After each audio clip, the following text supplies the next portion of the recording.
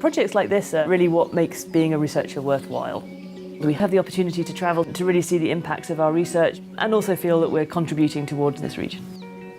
The main Ethiopian rift is an interesting place to research because it offers a unique opportunity to look at tectonic processes prior to full seafloor spreading. It is very exciting to work in Ethiopia.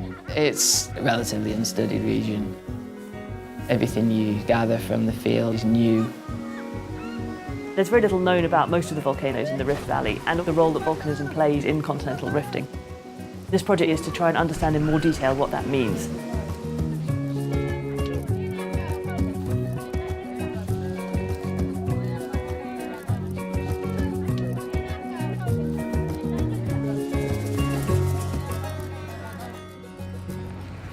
I'm Matt Wilkes and I'm researching a PhD looking at volcanoes within the main Ethiopian rift, and in particular looking at the seismicity around two such volcanoes called Alutu and Korbeti.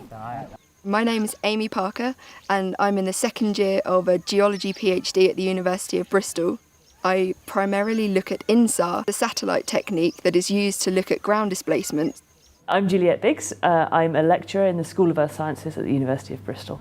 We've been working in Ethiopia for quite a while now, and this particular project is looking at the volcanoes along the main Ethiopian rift. This research is really important because these volcanoes are just hugely understudied. One of the techniques I use is INSAR, and this is a satellite-based method.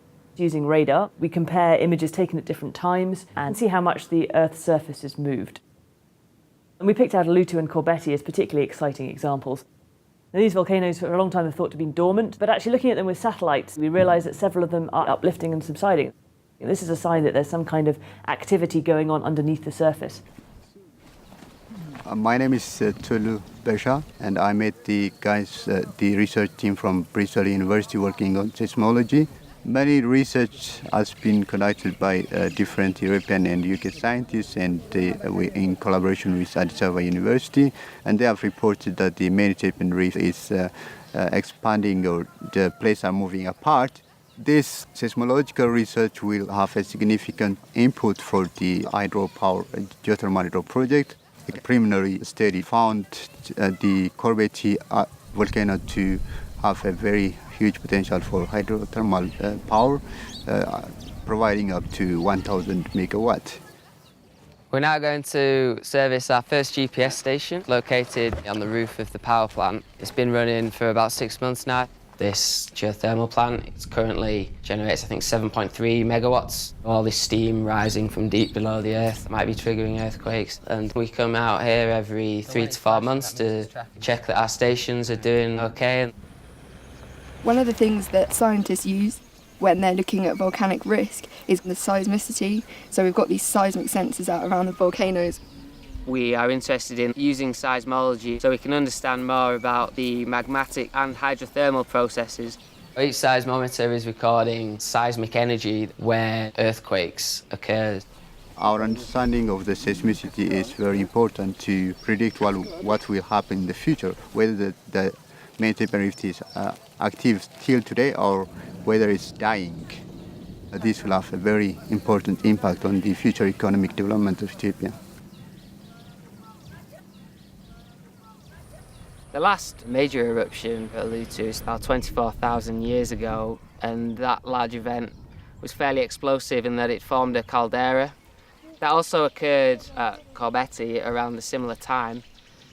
The region around the volcanoes and within the caldera are quite rural, but people do live there. Whenever earthquakes are occurring, there's always interest from populations. And in this part of the rift, there's really rapid growth in population close to the volcanoes. Volcanic eruptions produce very fertile soils and lots of nutrients for their crops. A lot of vegetation, so you can set your cattle off and they go grazing. Whenever we deploy a GPS station and a seismic station, we always look for a local school. We've deployed in clinics. We like to know that people are looking after it and keeping off animals and children and such like.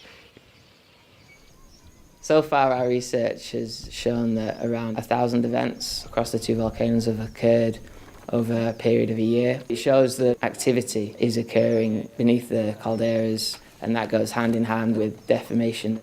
This is really exciting. These are volcanoes that 10 years ago people thought were dormant. They were largely ignored by the volcanological community. And now we find they've got large amounts of seismic activity. So these are clearly not dormant volcanoes. We're starting to realise that they do erupt quite frequently, and some of these eruptions are actually extremely large. They have dangerous pyroclastic flows and mud flows and significant amounts of ashfall. So we're hoping to start to think about hazard analyses and try and communicate those with the Ethiopian government. There's a great combination of discovery and exploration. We're finding out something new about our planet. Projects like this are just fascinatingly exciting to be involved with. We've just successfully serviced our seismic station here. As a token of our goodwill, we've donated some footballs and cricket sets that were kindly donated to us by the Lord's Taverners. So this is cricket. I don't know if you've played this before. Now we're going to go have a quick game with the kids. Yeah.